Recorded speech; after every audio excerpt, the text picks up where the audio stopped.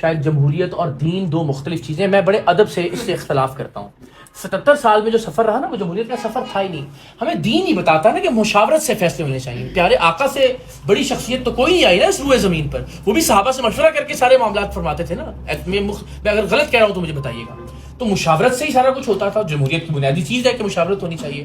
اس میں کچھ بنیادی چیزوں سے کچھ چیزیں, لیکن بنیادی چیزیں میں سمجھتا ہوں کہ بالکل وہی جو دین, مثال کے طور پر جو بیعت ہے وہ آپ کا ایک ووٹ ہے کہ جو آپ کسی کو انڈورس کر رہے ہیں, ٹھیک ہے. اور اسی طرح سے مشاورت کا معاملہ ہے, اسی طرح سے مل بیٹھ کر فیصلے کرنے کا معاملہ ہے. تو میں ہرگز یہ نہیں سمجھتا کہ دین کی کسی بہت بنیادی چیز سے متصادم ہے جمہوریت. لیکن سر جمہوریت تھی نہیں اس ملک کے اندر بدقسمتی سے.